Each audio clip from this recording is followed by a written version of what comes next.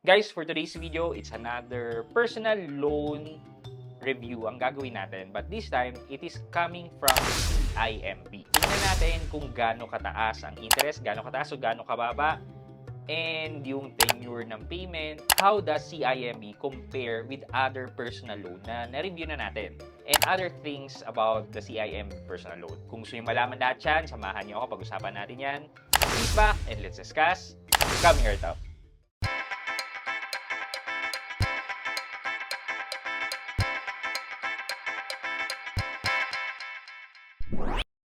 Hi guys, this is Pat and you're in Pat Quintos Review TV.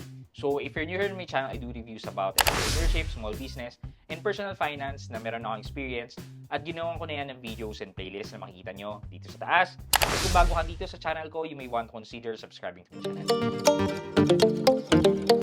Previously, na-review na natin yung ibang loan products ni CIMB, which is the G-Credit, Revi Credit, yan.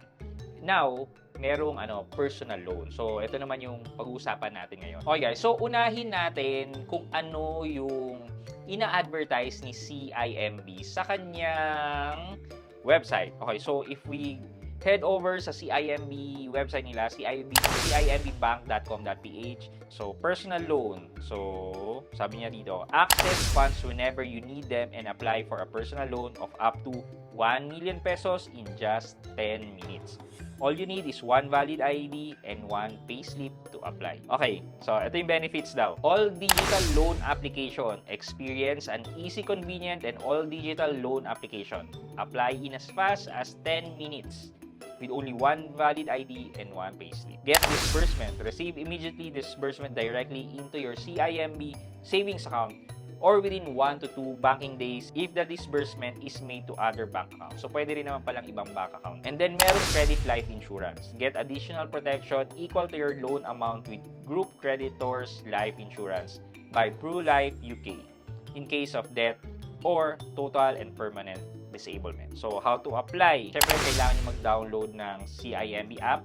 Ayan, nandito, makikita natin yung eligibility. Yan. Download and open the CIMB bank app and tap open an account and then personal loan. Check if you are eligible and tap let's get started. Eligibility based dito is must be a Philippine citizen and non-US person and at least 18 years of age. And then with valid ID. Tinatanong na tayo kung magkano daw ang hihiramin natin. So, for example, 500,000. Wow, laki 500,000. And you want to pay it within 60 months. And then, sa ilalim, nandun yung purpose of loan. You are now going to enter yung mobile number mo, email address, and magsasend yan ng OTP, papadala sa inyo via text message or SMS. Okay, step 4, kailangan mo gumawa ng account mo. Or kung meron na, i-skip mo na to. So, create a username and password and set up your MP. Get your valid ID ready and do the selfie check.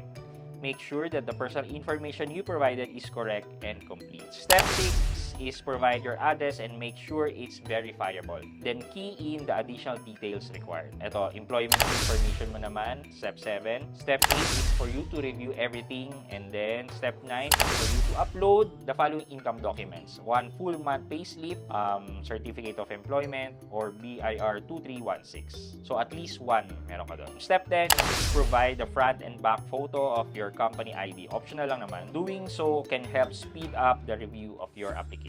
Okay, step 11, select your preferred disbursement account, submit your application, and you're done.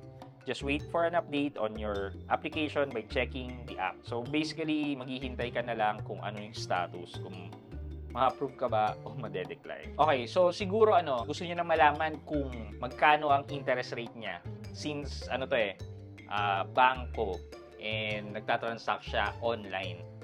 So, ito. Ang interest rate daw ni CIMB personal loan ay naglalaro between 1.12% up to 1.95%.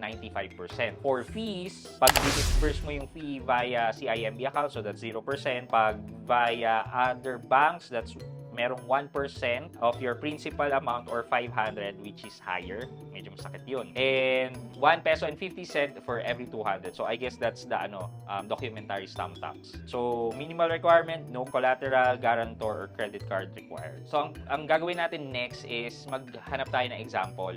And meron ako nakitang example dito actually sa Reddit. So sabi niya, "Hi guys, I tried applying for a 500k personal loan in CIMB but I was offered only 100k with 3,633.44 monthly installment in 60 months." So gamitin natin yung figures na sinabi. So 500k in-apply niya pero 100k lang yung na-approve sa kanya at ang monthly niya ay 3,633.44 for 60 months. So 3,633.34 times 60, lalabas na 218,000 ang total repayment niya sa loob ng 60 months or 5 years. Okay, i-minus natin yung offer sa kanyang 100,000 na principal. So, ang total interest ay 118,000. So, that's more than 100% na for 5 years, diba? Divide natin siya by 100,000. Lalabas ng 118% sa loob ng 5 years divided by 5. So, lumalabas na ang APR nila ay nasa 23.60%. Ito yung in-offer sa kanya, 23.60%. Kung i-divide natin yan by 12, ang monthly add-on interest niya ay 1.96 or around 2%. 1.96 to 2%. Yan yung interest na binigay sa kanya. Pero kinancel niya daw yung offer. I canceled the offer kasi di naman yun ang need ko. Then I tried applying for 100k loan with same tenure and Viola. Monthly is just 2,876.80. Calculate natin yung pangalawa niya. 2,876.80 times 60 months. Lalabas ng 172,608 minus 100,000.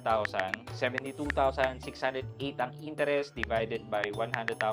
It's 72.61% for 5 years. I-divide natin yan for 5 years. Lumalabas na 14.52% lang per year. This time, yung offer sa kanya ay sobrang maganda, sobrang baba ng interest.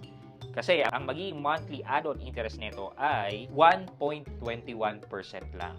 Di hamak na mas mababa yung pangalawang offer sa kanya. Okay, now na nakita na natin ang interest rate niya kung paano yung sample calculation, how does CIMB Bank compare now with other personal loan? So kung gagamitin natin yung pinakamababang interest na na-offer dun sa kinalculate sa atin kanina, lumalabas na una si BPI pa rin at 14.40%. And pangalawa na si CIMB. So, kung maganda ang interest rate na nakuha mo, napakababa niyan, 14.5. Konti lang yung difference from BPI. And then, naunahan pa niya si BDO and Metrobank na nasa 15% ang APR. Tapos, sunod na ang Union Bank, East West, credit card, and then yung credit. Now na nakita na natin yung interest rate, comparison, what our conclusion? Well guys, kahit hindi ako manghihiram or humihiram ng personal loan, masasabi ko na okay ang interest rate na binibigay ni CIMB Bank. Kahit sabihin natin, isa lang yung head branch nila sa Taguig, and then almost all their transactions are conducted online. Well, nakikipag-compete siya with BPI and BDO and Metrobank, di ba?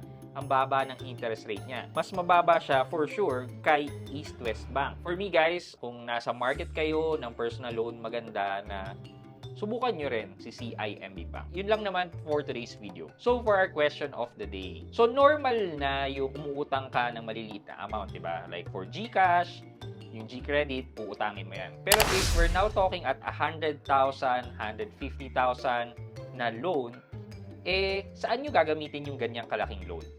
Let me know sa comment section sa baba at pag-usapan natin yan para may chance kayong manalo ng 1,000 pesos sa ating weekly GCash giveaway. And syempre, huwag nyo kalimutan maglagay ng hashtag Road to 75k sub para sa chance nyo namang manalo ng cellphone sa ating cellphone giveaway once we reach the 75k milestone. So yun lang muna po for today's video, but before we end, mag-shoutout muna tayo at shoutout kay at Andrea Lopez Javier. Hello sir, shout out, thanks. At Andrea Lopez Javier, shout out sa iyo. Maraming salamat sa patuloy na pagsuporta at panonood ng aking mga videos. So thank you for watching. I hope you can like this video, leave a thumbs up, and if not, wala namang problema dyan, but continue to support me by subscribing to my channel by clicking the subscribe button and also the bell button sa tabi ng subscribe para makareceive ka ng latest notification sa lahat ng upload ko. Again guys, this is Pat Quinto and you're in Pat Quinto's Review TV. Bye-bye!